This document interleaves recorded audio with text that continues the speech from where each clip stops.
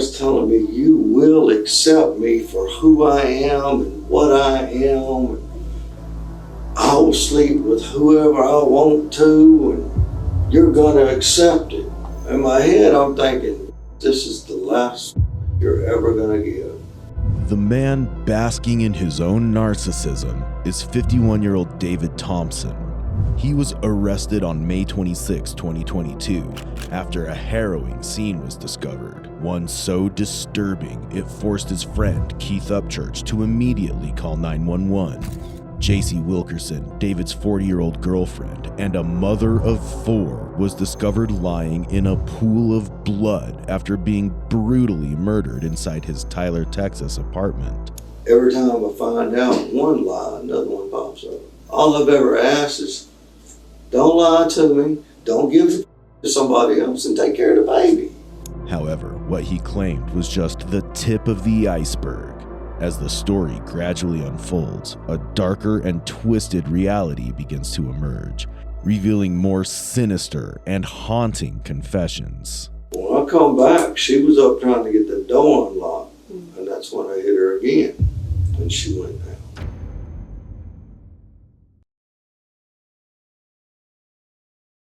J.C. Wilkerson had 3 children from an abusive marriage prior to meeting David Thompson.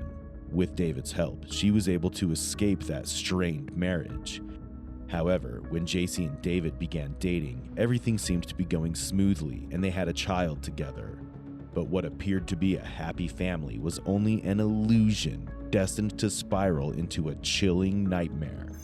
On May 25, 2022, when the authorities arrived at the crime scene, David was nowhere to be found, leading them to suspect he was the one behind this gruesome murder.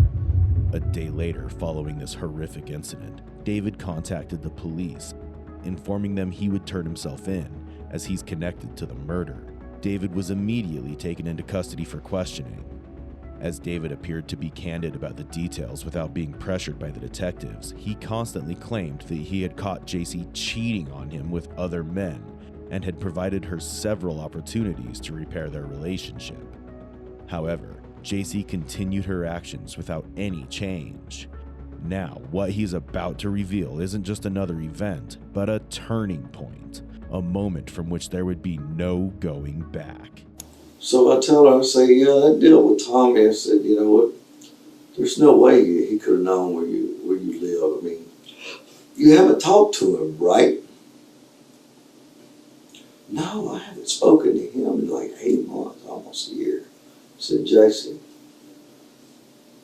seen the phone records. I know you've been talking to him. You've been talking to him every day. Oh, well, you set me up. No, you set yourself up. Mm-hmm. She said, well, you need to get your clothes on. You need to leave. I'm pissed off. So I said, that's what I'm about to do, and I don't even need your goddamn phone. I already know what's on it. Well, as I'm putting my clothes on, she comes over and she's got a habit of just walking up and standing up over me. You don't do that neither. It's my space. Mm-hmm. So I told her, I said, oh yeah, by the way, I'm putting my clothes on. I said, what the hell did you and Robert talking about on the phone? That's when she knew I'd seen the phone records. And she just got this second look of shock on her face. And I said, yeah, that's what I thought. Goodbye. Don't ever come to my parents' house again. Mm-hmm. So I leave. The next day I text Robert and I'm like, how could you do this? You 45 years of friendship. Oh, whoop his ass. Oh no, man. I said, Robert, I've got her phone record. I know. And all I do was a phone call. But he said, yeah, she called me and asked me what I was doing, and I told her I'm sitting over here waiting to get unloaded, and they said, look up, and all of a sudden she's bouncing down the road to the truck. In the middle of the night, it's like 10:30, 11 o'clock at night. Mm-hmm. So anyway, I don't know, he says, because Because, I mean, I told him, I said, mother, I'll kill you. And I meant it. I meant that. 45 years of knowing somebody. This was a couple of weeks done gone by since this had happened. He said, yeah, man, she showed up and said, did nothing happen. We talked about you mainly, and she's scared to death of you, bro. What have you been doing to this girl? You've known me my entire life. You know I ain't gonna do something for no goddamn reason. You know this. I said, what are you doing talking with her and meeting with her in the middle of the night? Mm-hmm. And then don't tell me about it. Oh, well, she talked about you and asked me if I'd take care of her and this and that. And you didn't tell me about it. Oh, brother, I promised her I would. I said, brother, if the mother of my child calls you and offers you something and you turn it down, as soon as you get off the phone with her, you're supposed to call me and tell me, hey, she's out here doing this. Mm-hmm. You know, it's a tough situation, but this is what she's doing. You need to be aware of it. And you don't tell me. I got to bring it up to you. Something happened. I left and went to Midland for a couple of weeks because this mother apparently called the laws and told them I'm threatening him to kill him, this and that. And I did. I told him, I said, you gonna pay me some money for that? I said, you broke. I said, you broke 45 years of trust behind that. Man, didn't nothing happen. I said, he said, if you need some money so bad, go get me some parts. Because I get truck parts and I sell them to him. I said, the money, I don't need the money. The money's to keep me from killing you, dude. You her, I know she's it's you that surprised me. You were supposed to tell me, and you didn't do it. That's what a brother does. He looks out for you. He felt betrayed by him. Betrayed. The ultimate betrayal, because his mama spanked my ass when I was a kid, and will still do it. She's down there 90 years old. Mm-hmm. You know? Mm-hmm. I mean, it's that we are family, period. And you ain't gonna tell me my girl just offered you some pussy. As David claims, he caught JC cheating on him again. He isn't just describing the betrayal, but reliving it, as it isn't just about infidelity, but a collapse of trust, an ultimate betrayal by his own best friend. While he tries to convince the detectives of the pain he endured, he is subtly attempting to shift from a perpetrator to portraying himself as a victim of circumstances. Detectives don't interrupt here, as they know that letting David speak freely will help them understand his emotional motive behind the crime. The story slowly unravels, exposing dark truths that not only incriminate him, but also reveal the disturbing complexity of David's mind. What do you got? What really happened? He tell you? He says nothing. No. She said nothing. She swore to God. But her story was he rolled through Bullard. He contacted her. She contacted him, and then they went and sat in the truck, but then nothing happened. But you a lying sack of shit. Right. You lying. They giving the statement of, will you take care of me? Right. Something happening. Yeah. I wouldn't just go up to some dude and say that. Right. He ended up paying you, or did you just cut him off? No, I took off to Midland because he called the cops. We called the cops. And my parents were like, you got to go, Michael. You done scared the out of him. You know, and I mean, it's all out there. I done told my parents what happened. You know, his mama, I mean, it blew her mind. She didn't believe me. You know, and I talked to her about it. I said, Jason, what the f*** are you doing here? Mm-hmm. You know? And she, when we met up and this and that, but did nothing happen. I'm like, man, I got to get out of here because somebody's going to get hurt. Mm-hmm. And I left to get my head clear. Mm-hmm. But I mean, I'm already going insane. Drive me nuts. And every time I find out one lie, another one pops up. And then I figure out that lie, and another one pops up. I'm tired of being lied to. Mm-hmm. All I've ever asked is, don't lie to me, don't give the to somebody else, and take care of the baby. I got you. I got everything else. And you can't do that for me. After all this I done went to war for you and your kids and your ex-husband. The jail for him? Went to jail for him. Worked And- downtown for him? What? Everybody at work, because when I bond out, I go right back to work. They're like, man, what are you doing still with her? Mm-hmm. It's the mother of my child. Mm-hmm. I'm old school. I believe take care of your responsibilities. Mm-hmm. Period. And I love her. I do. Even though I know she's a lying ass, I love her. And I want this to work. I know you mentally off, because ain't nobody gonna be doing this you doing and be sane. Ain't nobody in their right mind gonna do somebody else like that. Just wreck shop on somebody's life just because. Mm-hmm. Nobody gonna do that. Not normal people. Hey, you ain't normal, man. You mentally up. So anyway, I go out there to Midland. So anyway, I guess their advice. I come back.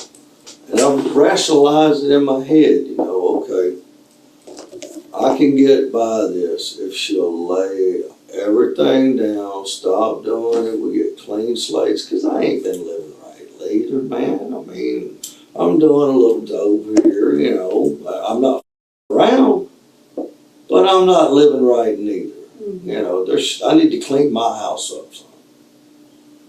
And I rationalize in my head, okay, you go back, this is the deal I'm going to offer you. We'll wipe both slates clean, start fresh and new right here. We'll get the baby back, we'll raise our baby together, and we'll work on this, fix it. And I can forget about all this other crap. Did you drive to Midland? Yeah. So you had a long time to think. And this is where Damn near 500 miles. where you're rationalizing as you're driving Yeah, home. right. Makes sense. And I mean, just because I talked to her before I left and told her I'm on my way home. When I get there, it's going to be about 3 o'clock in the morning, but I want to see you. I need to see you. This is important what I have to say to you. I gave her kind of rundown of what's going on, what I got in my head. Mm-hmm. See, look, man, it's like, we have to, if, for So nothing like- else. Because we both want our baby, and we both want her raised together. Okay, well, give me a call when you get to Dallas, and if I'm still awake, I'll come over and I'll meet you there. David expresses that although he was disheartened by the betrayal by his two closest companions, he still tried to remain calm, portraying himself as the sensible one in their relationship. Additionally, while recounting the details, David unknowingly reveals his own aggressive tendencies, subtly indicating that if the situation continues, he's capable of doing something unthinkable. However, it'll soon become clear that this nightmare was on the verge of becoming a reality. So about 1 o'clock, I rode through Dallas, and I texted her. Well, the text goes through, because on my phone, it shows delivered. It went through. Well, I get on the other side of Dallas, she still ain't text back or nothing, so I call. Well, now, they're not accepting no phone calls. Okay, you're doing something. Mm-hmm. Go on, let it go to the house. So around 6 o'clock in the morning, I make this video. I got my swipe out, beating it on the counter. Down, where the f*** that? Got your what out? Was white. Swine. No, yeah, I got it. I just didn't know what you said. Anyway, she calls me about 8. She said, "Oh, I just woke up." I said, "Where you spend the night at?" "Oh, well, with some girls I met at the bowling alley." Oh, man, it's too generic. Seems to be her go-to, huh? Yeah. Some girls. Some girls, yeah. You ain't got but like 2 girlfriends that I know of, and 1 I'm not allowed to see. Yeah. Rando girls. Yeah. Yeah, just something I met at the bowling alley. I went and spent the night with them. You lying. But okay, because I've been gone. So she comes over at the house. I said, "Oh, yeah, by the way, I got your phone." Because I'd called it while I was out there in Midland, and a bartender answered it. She had left it where Rufus one night. Oh, okay. I was drunk. Had somebody go pick up the phone. Well, I had that phone. I didn't went through it that night after I got home. It seemed like like 6, 7 different dudes. I just want to find a picture of the handprint across where she had been at Easter with that guy. And blood still dripping off of her next day. What kind of phone was that? That's a Verizon. It's the I-13. The I-12 or I-13. This is the 9199 number.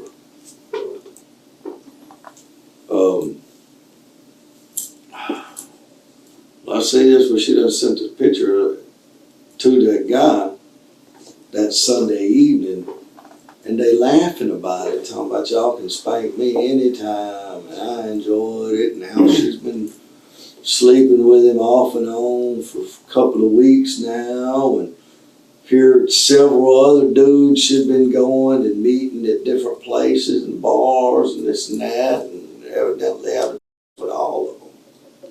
When you guys would have, was she into that kind of stuff at all? I mean, did you know? I'll slap her across the nothing, and she tried getting rough with her once, man. It just ain't my thing, bro. I can't get the groove going and then reach up and pump her like that. I can't do it. I might grab the hair a little bit or something, but hell, if I pull too hard, it yanks it out. Yeah. I'm not trying to do that. Mm-hmm. So it's a little odd to you that she's doing that. Yeah, it's odd. And I know she's mentally unstable. And the stories she's told me about back in California, I heard doing that shit and, asking dudes to beat on her. Strange. Oh, yeah, it is. And she would tell me that's how I punish myself. When I'm feeling bad or I've done bad, I do this to punish myself because it makes me feel.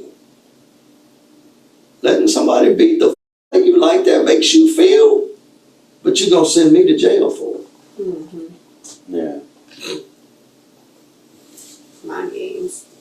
Mind game. Well, I can see how that pissed you off pretty good. Oh, yeah, brother, drove. I'm still having trouble. Like, just alongside, just being able to talk about it has released a lot. That was good. Just being able to talk about it. Mm-hmm. So I've been sitting in that tank and just I'll have moments where I'll get thinking about it and I can't breathe. I got to hyperventilate and I have to go lay down. I have to get still. Get anxious about it. Yeah. So whenever you confronted her about the phone messages from the Word Rufus phone, what'd she say? I just told her, I said, because I told her, I said, look, man, we'll just wipe it clean. Because there's some text message on there before I took off to Midland where we talked about them bruises and the handprints. Because she had came over and we had sex and she had all them bruises and I was like, well, after we got done, I ran her off. Because while I'm doing her, I'm looking down at my hands and my hands are sitting inside these bruises on her eye. In the exact same spot. And I told her that, I said, man, it's me up.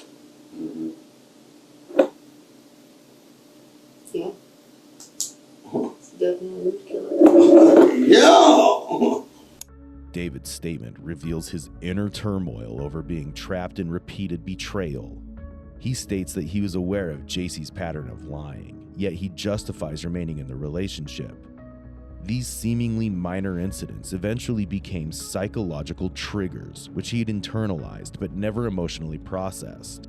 While claiming that he confronted JC about the ongoing situation, he isn't just expressing frustration, but unraveling as a man who's caught in a constant loop of emotional neglect and rejection. She agreed to wipe the slate clean, or was she? No, she wanted to have 1 foot in my bedroom and 1 foot over at the other house she's got, the one by the lake. Okay. I told her, I said, Jason, it's not going to be like that, baby. I'm not going to have you sleeping over here with me and then going out and sleeping with who the ever. And then you roll up and spend the day at my mom and dad's. And you all these other dudes. I said, I went through the goddamn phone there, seen the pictures, told her I had the pictures and everything. I said, I see where you're messing with like 6 or 7 different dudes. Mm-hmm. I'm not having you come up into my parents' house and that's going on. Mm-hmm. Well, we'll just deal with it then. I said, no, my baby's not going to live that way.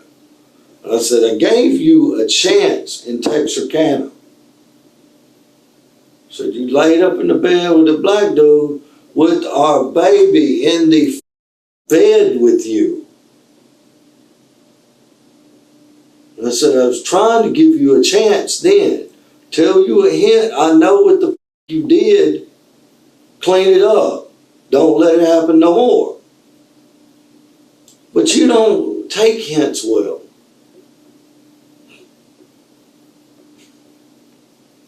I've been putting up with a lot of Sounds like it.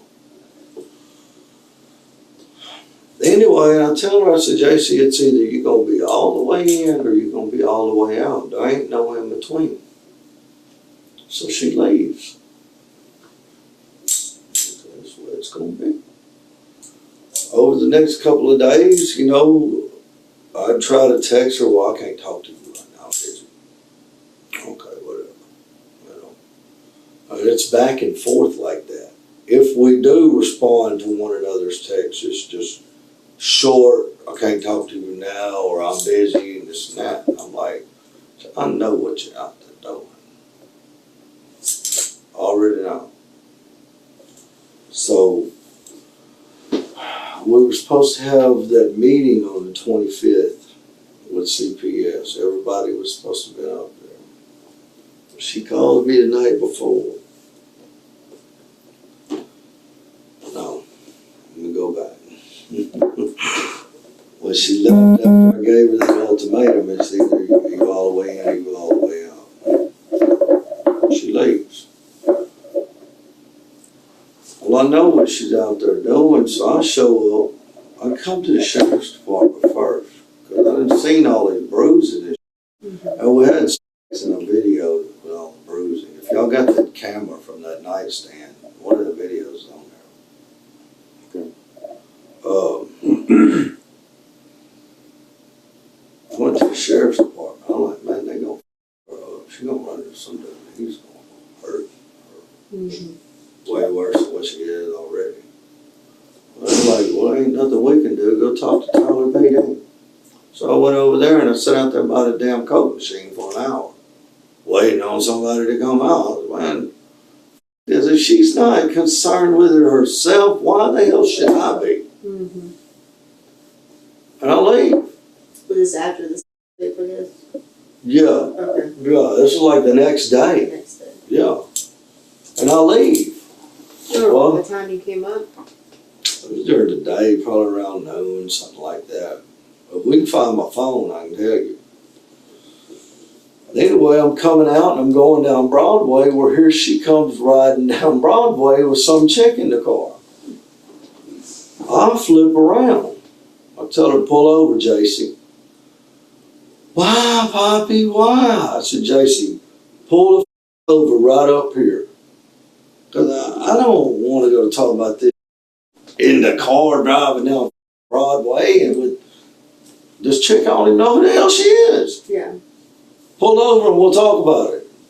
Because now I'm to the point to where I don't know what to do with this girl, man. I love her to death. And I don't want to lose her. But I'm not going to put up with this. I'm not. And my baby is not going to live through this. And I'm not doing it for the next 18 years. Well, we're doing DoorDash right now. I said, well, okay, as soon as you finish that order, you come back here. I'll be waiting in this parking lot, this Salvation Army parking lot. Okay. I said, I'll be waiting right here. So I go up, they go on down and turn down Gentry. Well, I was sitting there in the parking lot. Well, I get this phone call from some dude talking about, you better quit following that car around. Who the f*** are you? Yeah. Well, you messing with the wrong one. I said, you don't even know who the f*** I am. Shut the f*** up, mind your own business. Oh, well, that's my wife in the car with her. I said, that's my baby's mother right there. That's just she's been being beat on. And I'm up here trying to help this girl, and now you up here threatening to tune me up. Mm-hmm. Oh, well, you're with the wrong one. I just hung up on him. David insists that he always tried to help JC and genuinely loved her, yet she chose to cheat on him despite his efforts. He claims that he didn't want his daughter to suffer at the hands of her mother. However, this statement contradicts what others have said about JC. According to JC's friends, she was a loving mother whose world revolved around her children. So is David fabricating a story of his own merely to manipulate the detectives? Additionally, the detectives don't bother questioning David, possibly because they want to gather as much information from him as they can. So later that evening, I'm worried about her because she never showed back up. I get this text talking about, don't ever call me on either number again. Don't you speak to me again. Okay. Well, I get to thinking about it in a couple of hours. I'm going to ride out there and I'm going to see if she's okay. I'm going to drive to her house. And that's all I'm going to do is check on her. I'm worried sick. But we get there and the hood of the car's popped up. So I park behind her car and I get out and look, go knock on the door. And the curtains are standing wide open and there's a cigarette burning in the ashtray. But there ain't nobody answering the door and there ain't nobody in the window there. The car's open. Oh, well, maybe they ran down to get a part or something. I heard somebody. I'm just going to sit here till she gets back, make sure she's okay, and I'm going to leave.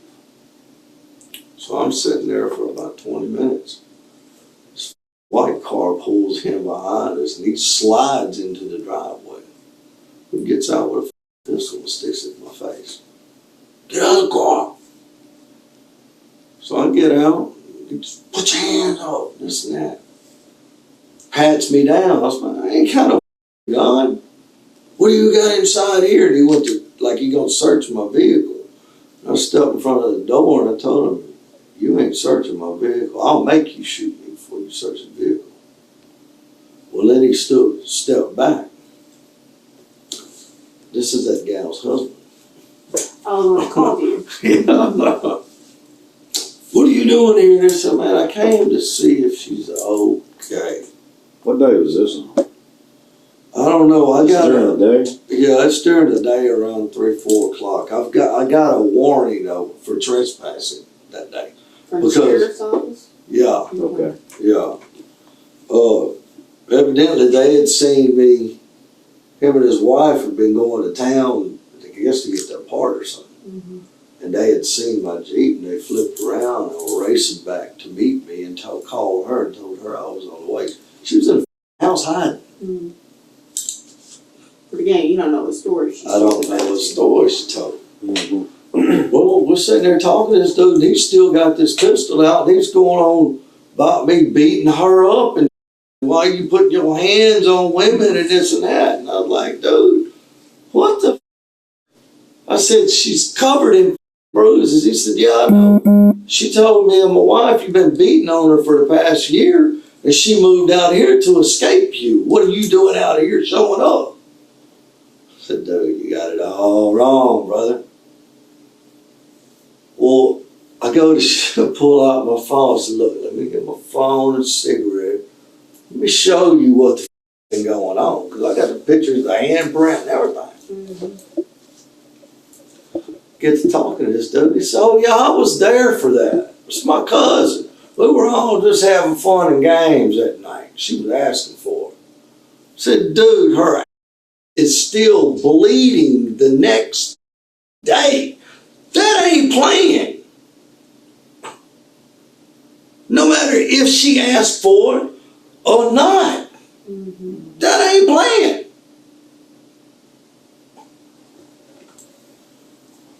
So the cops show up, and I'm showing him these pictures too, and I said, man, the mother of your child shows up, and she's got all this all right. Bruises, beat the up. What are you gonna do, brother? He's like, I understand your concern and stuff. So he went inside and talked to Jason. Well, come to find out, it's this dude's cousin that's been beating the out of her. She's been telling him it's me. So he comes out and he says, look, just don't show up here again. If you called here again, they take a picture, you go to jail. Wrote me a warning. And I left. Me and this guy, Eric, the husband, we shook hands because he understood then. She been filling you and your wife's head full of shit. So anyway, I leave. And then, we text a couple of times the next day. And I was like, damn, I showed up to see if you're okay. And mother sticks a pistol in my face. Oh, I'm sorry. And I didn't mean for him to do that. She's been trying to sabotage me for the past 2 goddamn years. You've been doing it. David's claims bring an important question to light. If he had recognized JC's manipulative nature early on, why did he stay in the relationship? If it was causing him so much pain, why didn't he address the issue in a way that might have led to a solution for both of them?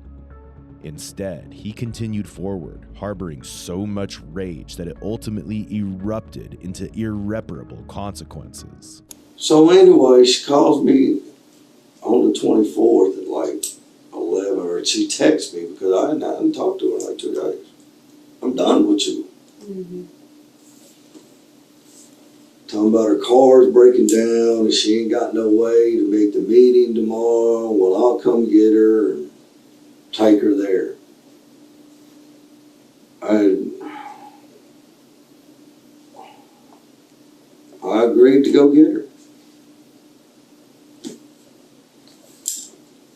Well, I can't pull up in the damn driveway no more because I'll go to jail. So it's raining and storming that night. So I tell her, I said, well, I'll call you when I get to Coffee City, let you know. Or you can meet me out there by the mailbox. So that's what we'll do. When she gets out, she gets in the Jeep. And she's got these big little hoop earrings. And I'll comment about them. So what are you doing? They're hookerish. She says, the bigger the hoop, the bigger the hoop. And starts giggling and laughing and shit. She sees the look on my face like, why did you just say that after all this shit that's been going on? Why are you going to say that?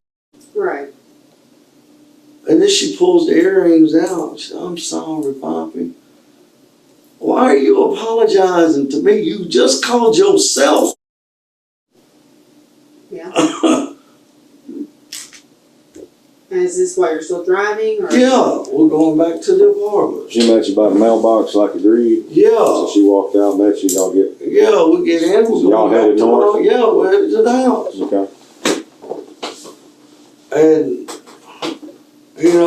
she's rubbing on me and we're loving and kissing as I'm driving, and I'm just like, man, just ignore it. And get to the house. As soon as we get to the house, man,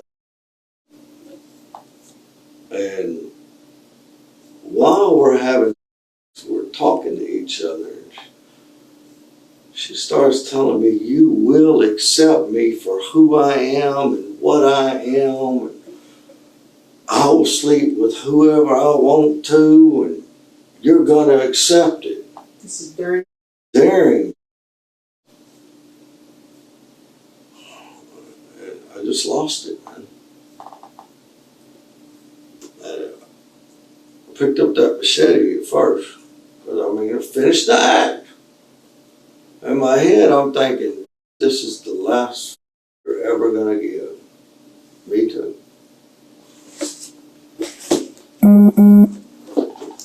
And I picked up that machete in one hand and that hammer in the other. She ain't found the hammer yet. And she saw me. Like y'all finished that?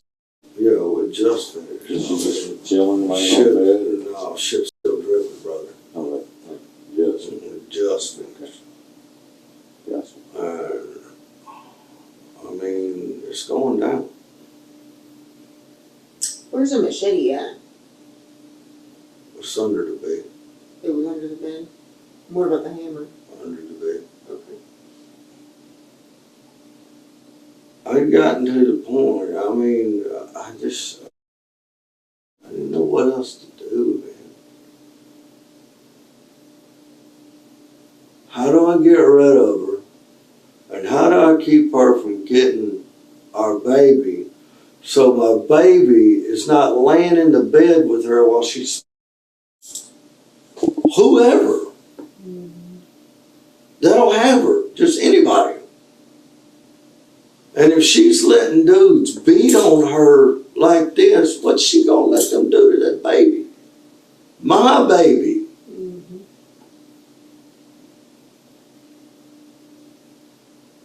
That's seen way too much as it is.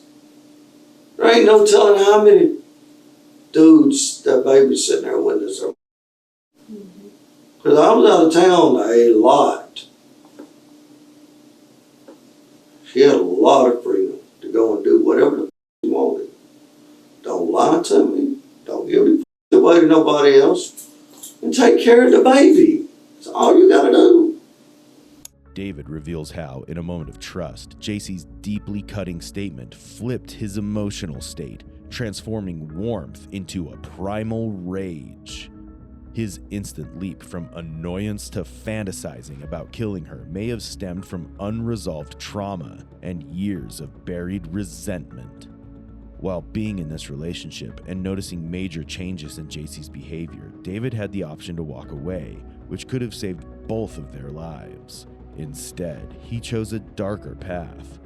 As more details begin to emerge, the picture grows even grimmer, suggesting the worst may still be yet to come. And I was just gonna cut her throat. Just let her bleed out because Keith's in his room. And I begged that dude, he went to his sister's. And I told him, I said, JC's maybe coming over today for us to talk, because we've been talking all that day. And told her, I said, man, she may come over. I don't know, and you don't need to be here because you don't. You know, in my head, I'm thinking, man, it's going to go down one way or the other. Either we're going to work this out, or we're both going to end it. It's the only way I can see.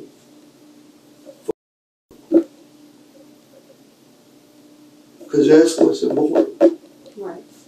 Making sure she lives a good life. Yeah. Mm-hmm. And my mom asked me a couple of weeks ago, she said, what do you want out of life? What do you want?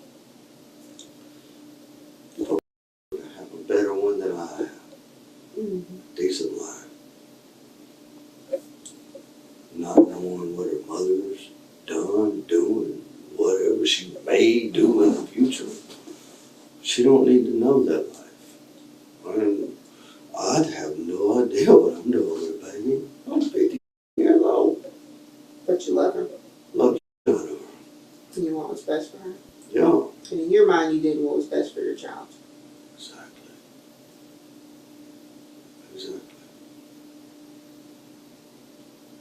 So anyway, I was gonna cut her throat, and she saw that machete, and that's when she grabbed for it, went to wrestling with me, dropped the hammer. She just laying on her back in the bed. She laying on her stomach trying to keep me from cutting her goddamn throat. I got you. And she's got a hold of that blade. The blade's sharp. Mm-hmm. It's real sharp. It ain't never been used. Anyway, I finally jerked the machete away from her, and she goes to one side of the bed, and I go to the other, and I grab that hammer, and that's when she knew what was happening. I wasn't gonna stop. She took off running. Thank God she didn't run into Keith's, try to run into Keith's room. He usually has his door locked. I don't even want to think about what might have happened then. But she was trying to get out of that apartment. I came up behind her and clocked her with a hammer. And it knocked her down. I mean, it did. The first one, I didn't get her good. And, I mean, so I go back to the bedroom and get I'm just going to cut her throat and let her bleed out. That's it. Because I don't. So did she get knocked unconscious by the hammer? Yeah. With the one hit? Yeah. So she's on the ground. Yeah. She's knocked out. When I come back, she was up trying to get the door unlocked. And that's when I hit her again. And she went down. With the hammer again? With the hammer again. And that's when I cut her. I can't remember on what side. I was just, like I said, going to cut her throat, let her bleed out. It's done, it's over with. Whatever happens to me, happens to me. But we'll know a better life. Because at this point, it's all I care about. Making sure that our baby had that chance. Because if she goes with JC, there ain't no telling what's going to happen. Right. And I'm not dealing with this for 18 years. Or however long. You know, I'm not doing it. I'm already insane. So cut her, and I went back because I'm trying to calm down and keep my head straight and pray to God Keith don't come out of this room. And whenever I came back in there, because I could hear that rattle. I could hear it. Her breathing. That's something I'll never forget. That's very distinct. The rhythm of it. Well, whenever I walked back in there, she's like got one hand on the ground and her feet are out and she's trying to get back up.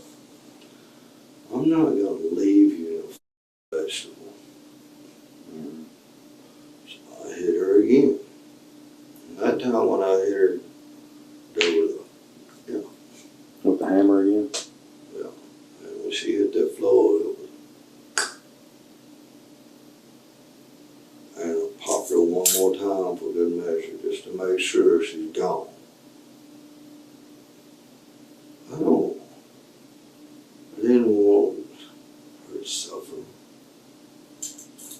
Nothing, man. Just I'm done. Let's get this over with. Let's go.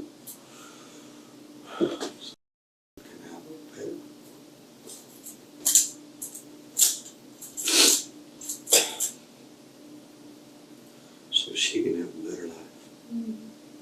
Free of this bullshit.